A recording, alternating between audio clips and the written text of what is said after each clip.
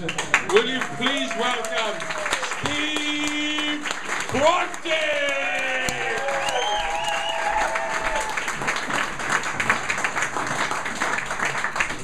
You would not believe the number of spellings we've had of that last name. My favourite one has been when my mum got a letter addressed to a Mrs. S. Omenfock. How?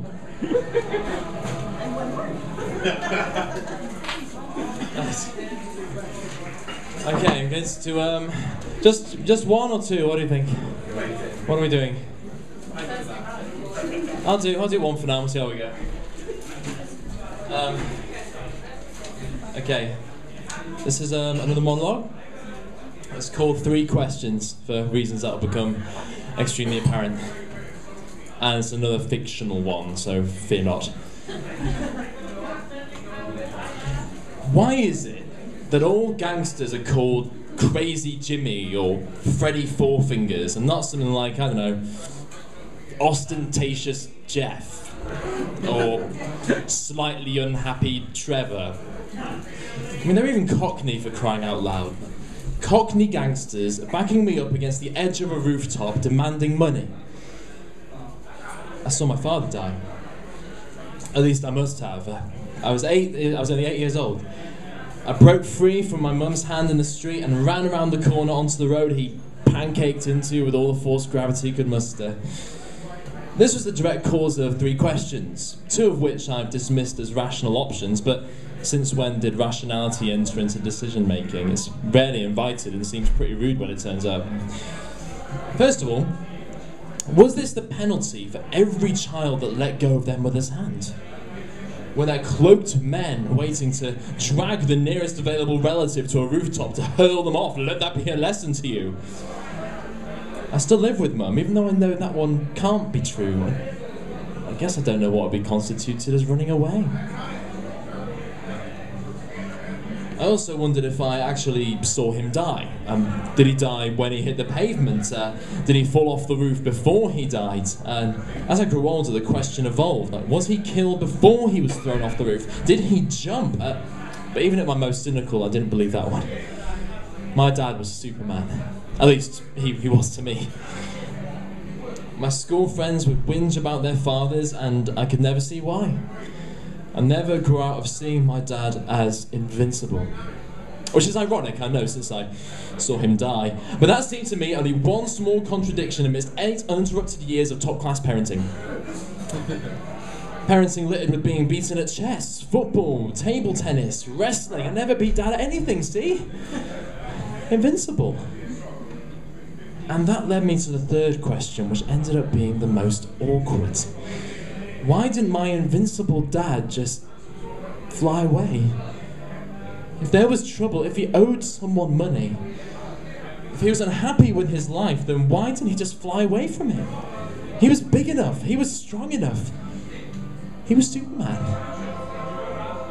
I remember him being so much taller than these guys backing me up against the edge of this roof. My dad could have beaten them up, and their dads. Absolutely, definitely. He towered over me, and as I threw myself into his arms, he made me feel safe. He was warm, he smelled of cigars, his skin tasted of Old Spice, his stubble tickled when he kissed me goodnight. They say when you're backed into a corner, your body jolts you into one of 2 instincts. The same 2 instincts that my dad must have faced when he stood at the edge of a roof, not entirely unlike the one I was standing at now. And in an instant, I knew which instinct he had chosen. I knew now exactly what to do. How to be just like my dad, my powerful, invincible dad. I flew for 6 seconds, and then I hit the pavement. Here I come, Dad.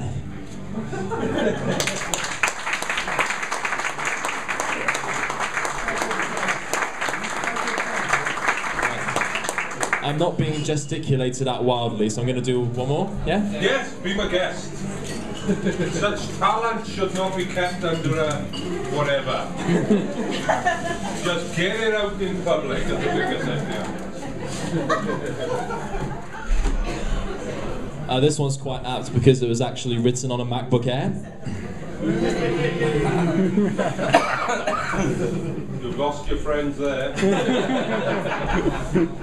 Okay, this is part of the equivalent of a frenetic punk band suddenly playing a really slow romantic song, but I'm going to do something a bit more serious and dramatic. Are you guys up for that?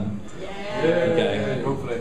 This one's called Come To Me, and I can't tell you what it's about because it would give the ending away. Right. I can't wait for him to get here. I was on my way to meet my girlfriend at the cinema. They were re-showing her favourite film. It's Weekend at Bernie's, if you were wondering. And he didn't notice me. He hit me in his car and he just kept driving. And I saw her standing outside the cinema waiting for me to arrive, but when I called out, she couldn't hear me. I can't wait for him to get here. I wanted to go back. I wanted to make him sorry. Hauntings are on the 6th floor. We just get to watch, I was told. So I watched him get on with his life. I watched my girlfriend wait for a boyfriend that was never coming home. I watched her identify my body. I watched her collapse, watched her shadow take her place. She stopped eating. Her family sent her away.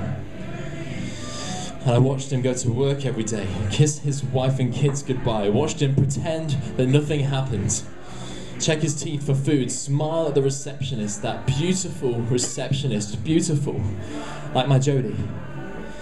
You don't deserve to do that, I think. You don't get to do that. I can't wait for him to get here. I saw my family begging on the news. Someone must have seen something, they cried. And they cried. And they cried. And no one saw anything. I saw my Jodie come home. She put on weight. She started eating again. She met someone else. She moved on. He treated her well. Better than I did. And I hated that man in that car for making me see that. If it wasn't for him, she would have been happy with me. She wouldn't have wanted anything different. Then he saw my picture on the news. And he recognized me. I was wearing an orange hoodie that night, and I was wearing it in the photo they used. It must have been to help witnesses recognize me, and he did. He saw me, and he knew. And a memory of me was right at his shoulder. I can't wait for him to get here. The lights started to go out inside his mind. All his synapses could connect to was the memory of me. He started to crawl away inside himself, and his wife started to see. But all she could do was watch from behind the wall he was building to protect himself from her, from his children. And every time he looked in the mirror, he could see my bloodied face. When he walked down the street and saw an orange hoodie, he'd panic. He'd have to duck into a public toilet, put his head between his legs, and take desperate, gulping breaths. And his son was wearing an orange hoodie when his wife took the kids away. And they didn't come back. And his neighbours stopped talking to him. Their children would whisper and point when they walked past his house. His clothing discoloured. Maybe if he thought if he didn't wash it, he'd be camouflaged, he'd be able to hide away. But he couldn't hide away. And all I could see was that he was so sorry for what he did to me. And I realised I didn't want to destroy his life. Because if he didn't move on, he'd end up bitter, like me. Wishing he could forget what passed between us that day, but finding that it's all he can think about. I asked about hauntings again, but I got the same answer. And my reasons had changed. I needed to see him, but I couldn't. I can't wait for him to get here, so I can forgive him.